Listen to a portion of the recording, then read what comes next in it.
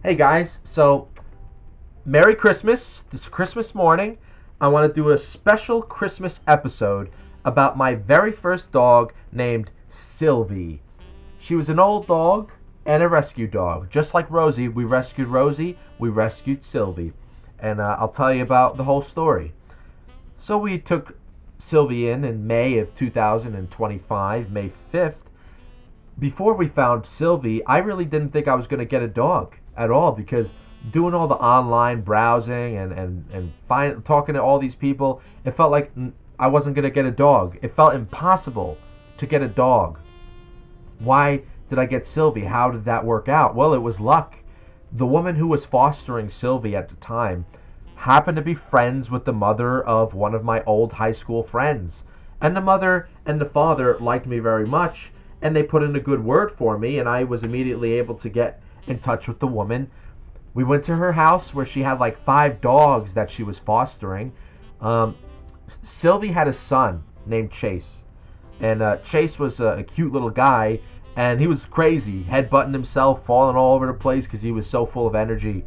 Sylvie, when we first met her, she was very, very, very calm, very shy.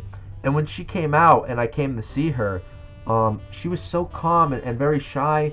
I was like, you know what? I think she's going to be perfect because my grandparents are not very sure about this. They never wanted a dog, but I managed to, after years and years, talk them into getting the dog. Now, May 2020 was when everybody was acting insane over the COVID and all that stuff, but it didn't stop me from doing this. Um, Sylvie was very sad, very shy, and I remember when we took her into the car, she was so very, very, very shy. Now, the reason why she was that way was because for most of her life, and when we took her in, they told us that she was 8 years old. It's not true. It turned out she was actually 10 years old, not 8 years old. But that didn't matter though. I still loved her anyway. I didn't care that she was old. So her story was that she lived most of her life in a cage, and she was force bred by the people who were using her. So she was being used for breeding puppies until she couldn't breed anymore, and they didn't want anything to do with her. These people were nice enough to foster her in. But you could tell, like, she lived a hard life. You could see it in her eyes. You could see it in how she was. And since she's the same breed as my dog Rosie now, an American foxhound type, she had a long tail, but whoever had her before cut her tail off. Now Rosie has a nice long tail that wags like a windshield wiper when she's happy, and it's up most of the time when she's frolicking around the house. Her tail is nice and up like an antenna. Sylvie in the beginning, her tail, it was like droopy. It was very droopy, very sad. But as she lived with us, like in less than a month, her tail was going up, and she started, looking happier in the face. Unfortunately, we only had Sylvie for 8 months. 8 months because she died, and I'll tell you how she died at the end of a little more at the end of the video. But Sylvie brought so much joy to us. She really was great dog, and she actually helped me lose some weight because I would run a little bit with her. Like for an old dog, she did a good jog. She had a very nice jog to her.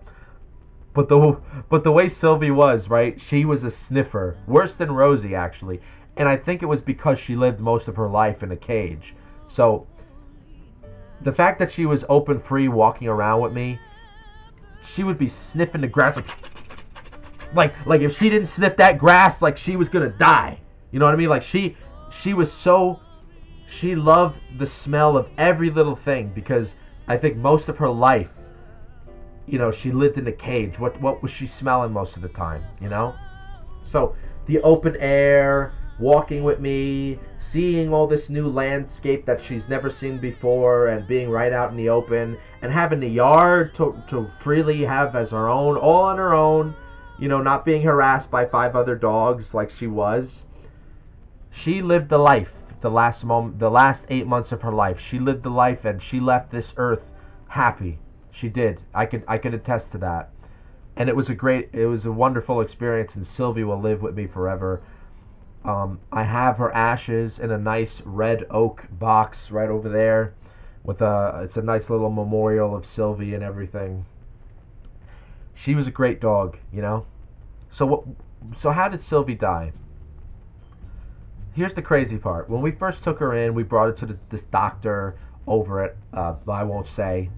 We took him over. He said everything looked good. There were no problems. Sylvie had a big belly, you know? And I noticed every time I used to pick up the dog by the belly, which was really stupid. You know, I learned to pick them up. You know, I put my arm around Rosie's behind and under her legs.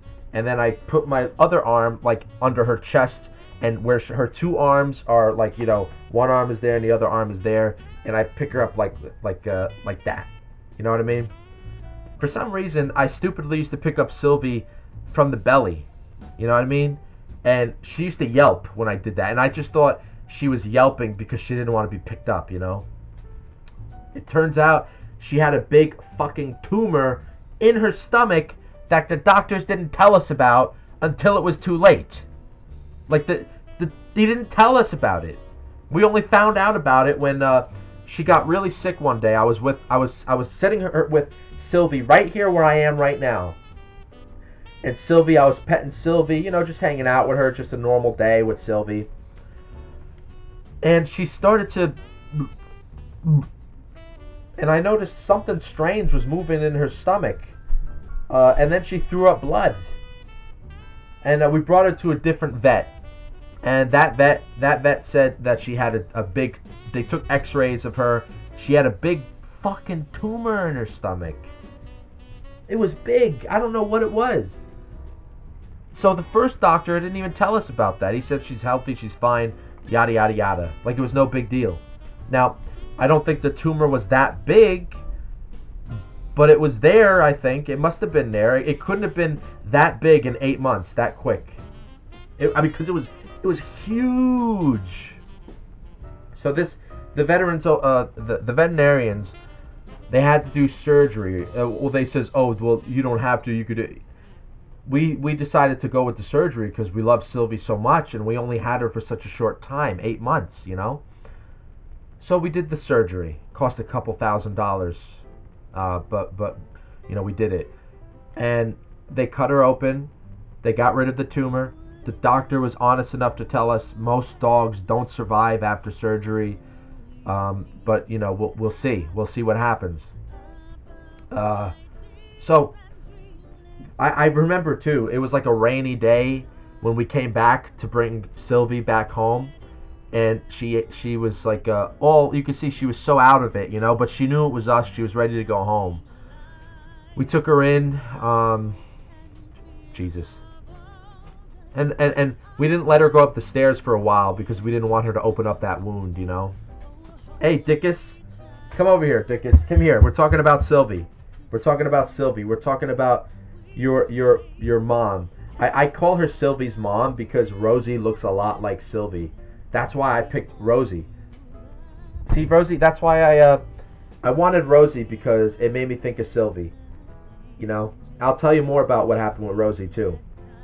But so yeah, we had Rosie come home.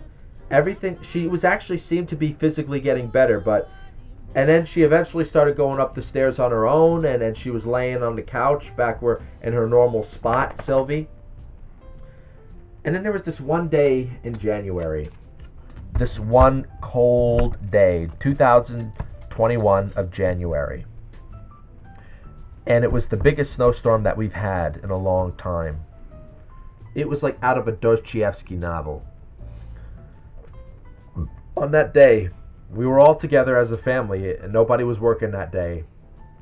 And Sylvie died that day. But it was horrible because I was with Sylvie, and she started that, like, coughing up again. And I just knew it. I just knew right there that Sylvie was dying. And I called everybody to come down, like, Sylvie's dying. What do we do? What do we do?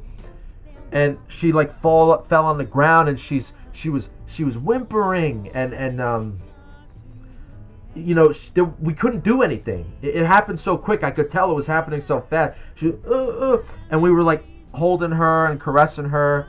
Mom was by her head, and Grandpa was watching over to us.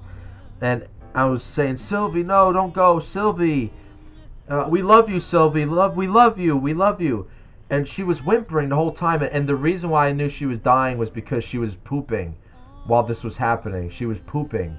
The poor thing. All of her fluids were coming out of her because she was going, you know?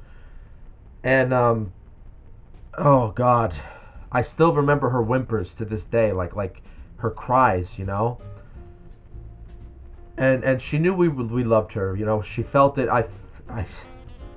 You know, it was crazy, man. It was crazy. It was horrible, but at the same time, I was happy that we were all there together with her when she died. As crazy as that sounds. I was crying my ass off, you know? And I was just holding her, and I just was horrified, you know? And it didn't bother me that she pooped at all. Like, I just couldn't believe that she died like so suddenly like that, you know? And we're like, what do we do? What do we do? And it was like a snowy blizzard storm. We couldn't do anything. There wasn't anywhere to go, anywhere to do. It was a horrible situation. Like I said, it was like out of a fucking novel. But it sucked. And Grandpa's like, well, we can't just leave her body here. Should we just at least put her in the shed for now, where it'll be cold and she won't, you know, so fast? And I felt so horrible about it. I really did. I really felt horrible about it. I didn't know what to do. And we were just with her body like for a couple hours. And I just it was really terrible to feel her warmth and you know, it's terrible. Like, you know, they have the warm body, the dogs, and they're so nice, and it was so horrible to see this beautiful creature, you know, become so cold and stiff and hard. And I closed her eyes. You know, I made sure to close her eyes. But, you know, she was a great dog, Sylvie. She really was. And it was only 8 months. But it was a great 8 months. It was a great 8 months. And you know, if it wasn't for Sylvie, I wouldn't have had Rosie either. So Sylvie opened up my world to a lot of different things. She really did. So we eventually decided, this is horrible. This is what we decided to do. We decided to wrap her in a blanket and put her in the trunk of my car. And you know, because it was freezing out there. We figured the cold would keep her body cold, and then it wouldn't turn into a problem too much. And as soon as we could, we went to the vet to bring her body to the vet. I wanted to bury her in the yard. Like, I wanted to bury her body in the yard, but that wouldn't have been right. I didn't know what to do. I was so emotional about it, you know? But I wanted her with me still. And the vet said we could burn her and you can have her ashes, and I was just I remember being in the room with my grandpa. And I was so, I was just so sad about it. It's not true, but I was saying, I can't do this again. I can't have another dog. Like, I can't go through this again. I just can't, you know? And before they went to burn her body, I didn't even want them to burn her body. And they let me have some time with her more, with Sylvie and Grandpa. We were in there with her. And I just couldn't let her go. I just couldn't let her go. But of course, eventually I had to, you know? So they took her body, they cremated her, and I have her in a box in my room over there. And they were nice enough to put her paw, imprint her paw, and give me a piece of her fur and a piece of plastic that I have framed by her memorial. What a dog. She was a great dog, you know. So, what happened after that? Rosie, you want to come over here? You want to come here? No? You want to stay on my bed? Come here, girl. I want to talk about you. I want to talk about you, Rosie. No? Alright, I'm going to bring the camera to you. Let me bring the camera to Rosie, because we're going to talk about Rosie. Alright? There she is. There's my dinkus. There's my dinkus. So, what happened after Sylvie's death? I was so fucking sad about it, where I was saying to myself, I can't get another dog. I can't do it. I don't want to go through this again, right? But after a couple of weeks, I was like, no, I want a dog again. I want another dog, So, how did I run into Rosie? Rosie is another strange story of how we found her, another serendipity story. So, how we found Rosie was, I was looking around through Facebook, and I saw all these other dogs, right? But I saw a picture of Rosie, and I said, "Oh my God, she looks if Sylvie had a daughter, it would be Rosie." And I know you said, "Oh well, I could have adopted Chase, who was Sylvie's son, but the foster woman decided to keep Chase for her family, so I couldn't do that." But Rosie, there was a picture of Rosie, right? There was a picture of Rosie, and at the time, the people who were fostering her at the rescue shelter, I think it was Paws Rescue for Paws. I forgot what the organization's name was, but her name was Piper. Her name was not Rosie. Her name was Piper. So I wanted to get her, right? But it turned out a family took her in before I could get her, right? And the organization got back with me and said, "Oh, we're so sorry. A family took her in. So she's not available anymore, Piper, And we had a family member named Rosie, and she died. Rose died of I think she died of, I forgot what she died of, if it was kidney cancer or but she died, Rose, and they had to go to the funeral.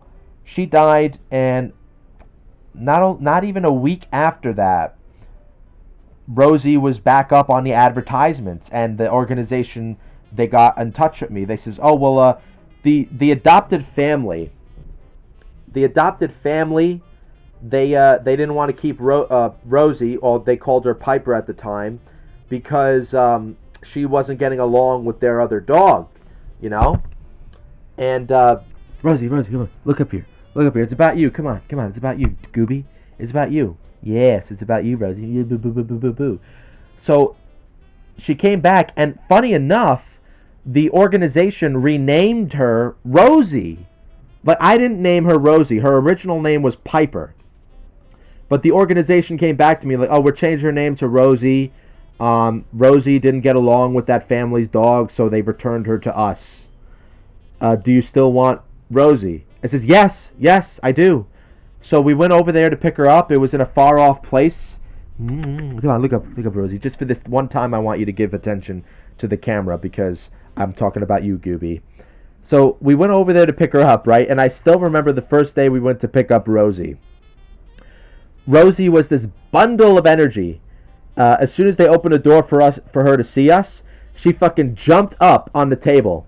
She was an athlete. She was agile, And Grandpa was like, "Oh, I don't know." And I was like, "No, I know. I want this dog. I want her." She was 4 years old when we took her in. 4 years old, And I was adamant, because I said, this is the spiritual daughter of Sylvie.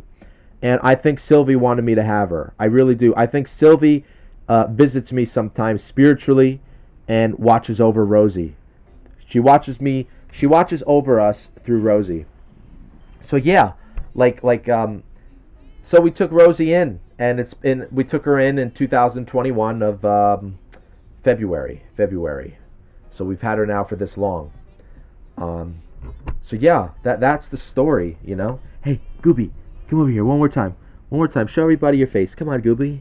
Come on. Don't be shy. So that's the story of Sylvie and Rosie. And I'm sure a lot of you have great stories about your dogs and what happened with your dogs. And feel free to share them in the comments, or talk to me about why you love dogs, or any other pet that you're very close to. It doesn't have to just be a dog. You know what I mean? But you let me know. So I hope you enjoyed this Christmas morning special. Merry Christmas. Happy Hanukkah. Happy Kwanzaa. Whatever you guys are celebrating. Happy holidays, to be politically correct. But I hope you all have a creature in your life that gives you just as much joy as Sylvie and Rosie have given to me in my life. Merry Christmas. Thanks for listening.